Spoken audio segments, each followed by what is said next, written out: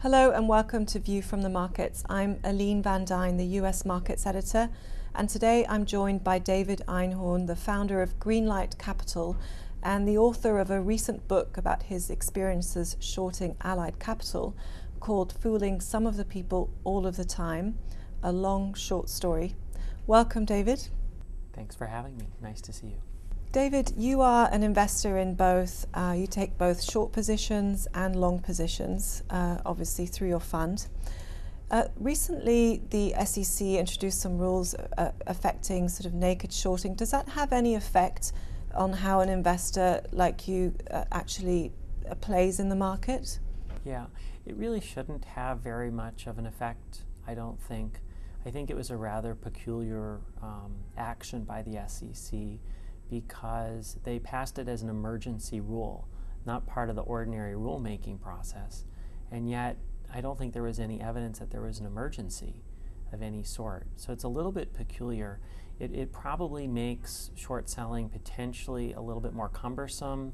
It could make it a little bit more costly in the sense that if everybody has to pre-borrow every share, not that they sell short, but that they're thinking about selling short, and renew that every day, that drives up the cost of engaging in short selling.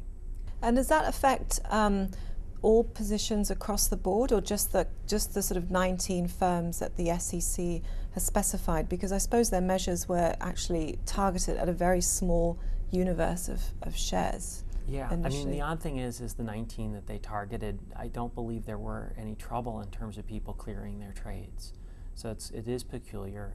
We're not involved in shorting all 19 of them, so I couldn't tell you whether there's a material thing. And in fact, we're not out in the market shorting every single day anyway. So I mean, at least so far, I don't think there's been any cost to us. But potentially, it does increase the cost of transacting. And do you feel, you say you thought the SEC actions were sort of peculiar. What do you think in general about the regulatory and also the political response to a lot of the tensions that are in the financial system at the moment? Well, you have to really wonder why the SEC is acting in the particular way that they are. Why not make an ordinary rule through the normal rulemaking process? Why was the rush, particularly in the absence of finding an actual problem? And it only makes you think that perhaps there is a need to create a headline or to get some attention or to distract people from other things. And so it is very politically motivated. It is. It's very peculiar, and it's hard to understand. And I think it would be better for the people who made those decisions to explain what they were thinking, because it's hard to understand from the outside. Right.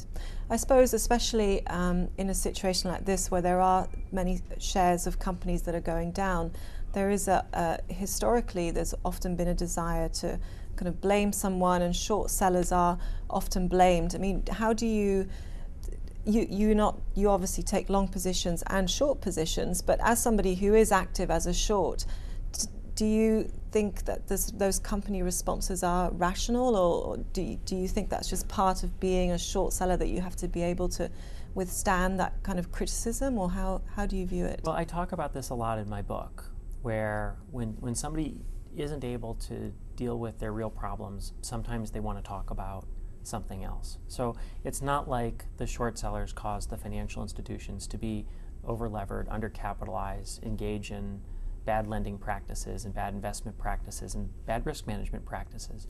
So it is a little bit peculiar to spend time on this, but the reason people want to focus on this is they have an interest in not focusing on those other things. Right. And recently you did get quite a lot of